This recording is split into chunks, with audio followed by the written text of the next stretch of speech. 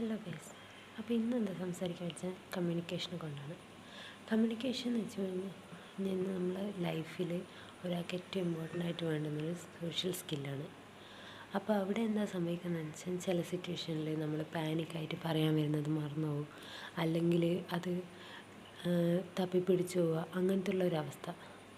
അപ്പോൾ അതാണ് കമ്മ്യൂണിക്കേഷനിൽ നമുക്ക് മെയിനായിട്ട് വരുന്ന ബാരിയേഴ്സായിട്ട് വരുന്നത്. പക്ഷേ നമ്മൾ മനസ്സിലാക്കേണ്ട കാര്യം, കമ്മ്യൂണിക്കേഷൻ എന്ന് പറയുമ്പോൾ ഒരു ജസ്റ്റ് സ്കില്ലാണ്, അതൊരു ടാലൻ്റ് അല്ല, ഒരാൾ ജനിക്കുമ്പോൾ ഉണ്ടായി വരുന്ന സാധനമല്ല. ത്രൂ ദർ എക്സ്പീരിയൻസ് അവർ ഉണ്ടാക്കിയെടുക്കുന്നൊരു സാധനമാണ്. അത് നമ്മളെ കൊണ്ട് പറ്റുന്നൊരു സാധനമാണ്. ഒരിക്കലും കമ്മ്യൂണിക്കേഷൻ സ്കിൽ എനിക്കില്ല എന്നോർത്ത് വിഷമിക്കുന്നതിന് പകരം നമുക്കത് ഉണ്ടാക്കാൻ പറ്റുന്നൊരു സ്കില്ലാണെന്ന് ആദ്യം മനസ്സിലാക്കുകയാണ് വേണ്ടത്. ഈ കമ്മ്യൂണിക്കേഷൻ്റെ അകത്തെന്ന് വെച്ചാൽ നമ്മൾ എല്ലാ ഫീൽഡിൽ എത്തിക്കഴിഞ്ഞാൽ അവിടെ വേണ്ട നോളജാണ്. ആ നോളജ് വേണ്ട രീതിയിൽ എക്സ്പ്രസ് ചെയ്താൽ മാത്രമേ ആ നോളജിന് അവിടെ വാല്യൂ ഉണ്ട്. ആ നോളജ് എക്സ്പ്രസ് ചെയ്യാൻ നമുക്ക് വേണ്ടുന്ന ഏറ്റവും ഇമ്പോർട്ടൻ്റ് ആയിട്ടുള്ളൊരു സ്കില്ലാണ് കമ്മ്യൂണിക്കേഷൻ സ്കില്ല്. അപ്പോൾ കമ്മ്യൂണിക്കേഷൻ സ്കിൽ ഈ നോളജ് എക്സ്പ്രസ് ചെയ്യുന്ന സമയത്ത് നമുക്ക് സംടൈംസ് പാനിക്കായി പോവാം. അപ്പോൾ അവിടെ വിറവൽ അല്ലെങ്കിൽ മറന്നു പോകുന്ന അവസ്ഥയൊക്കെ ഉണ്ടാവും. അതിന് അമിഗ്ഡല ഹൈജാക്ക് എന്ന് പറയും. അപ്പോൾ അതെന്താണെന്ന് വെച്ച് കഴിഞ്ഞാൽ നമ്മളെ നമ്മളെ ലോജിക് ബ്രെയിൻ അങ്ങ് വീക്കാവും. ആ ഒരു സിറ്റുവേഷനിലാണ് നമുക്ക് ഈ കമ്മ്യൂണിക്കേഷനിലെ ബാരിയേഴ്സ് വരിക. ബട്ട് അത് നോർമലായിട്ടുള്ളൊരു കാര്യമാണ്. ത്രൂ പ്രാക്ടീസ് നമുക്ക് അത് ഓവർകം ചെയ്യാനും പറ്റുന്നൊരു കാര്യമാണ്. പക്ഷെ അതിന് വേണ്ടുന്ന ഒറ്റൊരു കീ എന്ന് വെച്ച് കഴിഞ്ഞാൽ പ്രാക്ടീസാണ്.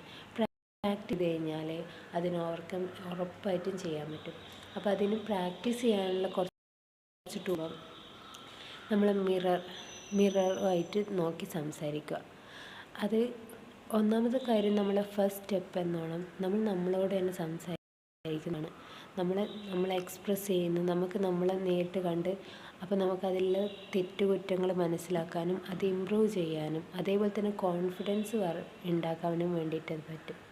ഈ കോൺഫിഡൻസ് എന്ന് പറയുന്ന സാധനം ഒന്ന് ചെയ്തതിന് ശേഷം നമുക്ക് ചെയ്യുന്നതിന് മുന്നേ വരുന്നൊരു കാര്യമല്ല. ചെയ്തതിന് ശേഷം നമുക്ക് ഉണ്ടായി ഡെവലപ്പായി ഒരു നേടിയെടുക്കുന്നൊരു സാധനമാണ് ഈ കോൺഫിഡൻസ് എന്ന് പറഞ്ഞാൽ. കോൺഫിഡൻസ് വന്നതിന് ശേഷം ചെയ്യാമെന്ന് വിചാരിച്ചു കഴിഞ്ഞാൽ നമുക്കൊരിക്കലും കോൺഫിഡൻസും വരില്ല. നമ്മൾ അങ്ങനെ ഇരിക്കലേ ഉണ്ടാവും. അത് വന്നതിന് ശേഷമല്ല, ബിറ്റ്വീൻ ദ പ്രോസസ്സാണ് നമുക്ക് ഈ കോൺഫിഡൻസ് അതേപോലെ തന്നെ എല്ലാ സ്കില്ലും ഡെവലപ്പ് ആവുന്നത്. ആ പ്രോസസ്സിൽ വിശ്വസിക്കുവാൻ നമ്മൾ സ്റ്റാർട്ട് ചെയ്യുക. അങ്ങനെ സംസാരിച്ച് തുടങ്ങും. മിററുമായിട്ട് സംസാരിക്കുക, ഫ്രണ്ട്സ് ഗ്രൂപ്പിൽ സംസാരിക്കുക. അങ്ങനെ സംസാരിച്ച് പ്രോബ്ലംസ് ഉണ്ടാവും, തെറ്റുകുറ്റങ്ങളുണ്ടാവും, എങ്കിലും സംസാരിച്ച് അത് ഓക്കെ ആവും. പിന്നെന്ന് പറയുന്നത് നല്ല ക്വാളിറ്റി ആയിട്ടുള്ള ഇൻ്റർവ്യൂസ്, ഷോസ്, മറ്റുള്ളവരുടെ സ്പീച്ച്, നമ്മളെ സോഷ്യൽ മീഡിയ ഒക്കെ ഉപയോഗിച്ച് അങ്ങനത്തെ കാര്യങ്ങൾ ഒത്തിരി കാണും. അപ്പോൾ നമ്മളെ മൈൻഡിലേക്ക് ഫീഡ് ചെയ്യുന്ന ഡാറ്റാസ് നമ്മളെ മൈൻഡിലേക്ക് അത്ര ക്വാളിറ്റിയുള്ള വേർഡ്സ് വരും. അപ്പോൾ നമ്മൾ അതിന് അനുസരിച്ചിട്ട് ആ ഒരു രീതിക്കായിരിക്കും നമ്മളെ വേർഡ്സും പിന്നെ പുറത്തേക്ക് വരിക. നമ്മളെ കോൺഫിഡൻസ്, നമ്മളെ ആറ്റിറ്റ്യൂഡ്, അതിലൊക്കെ ഈ ഒരു കാര്യങ്ങൾ എഫക്റ്റ് ചെയ്യും. അപ്പം നല്ല വീഡിയോസ് കാണുക, അത് പ്രാക്ടീസ് ചെയ്യുക. ആ രണ്ട് കാര്യങ്ങൾ കൊണ്ട് തന്നെ മെയിനായിട്ട് നമുക്ക് നമ്മുടെ കമ്മ്യൂണിക്കേഷൻ സ്കിൽ ഇമ്പ്രൂവ് ആക്കാൻ പറ്റും. എന്ന് വെച്ച് കഴിഞ്ഞാൽ നമ്മൾ ബുക്ക് റീഡ് ചെയ്യുക. റീഡിങ് ഹാബിറ്റ് നമ്മൾ വിശ്വസിക്കാനാവാത്ത അത്രയും നല്ലൊരു എഫക്റ്റ് ചെയ്യുന്നൊരു സാധനമാണ്.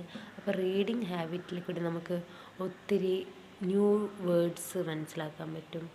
അത് നമ്മുടെ ഒരു ക്രിയേറ്റീവായിട്ടുള്ള തോട്ട്സിനെ ഇമ്പ്രൂവ് ചെയ്യാനും നമ്മളെങ്ങനെയാണ് സംസാരിക്കുന്നത് അതിന് നമ്മൾ വായിക്കുന്ന പുസ്തകങ്ങൾ, നമ്മൾ കേൾക്കുന്ന സംഭവങ്ങൾ എല്ലാം എഫക്റ്റ് ചെയ്യും.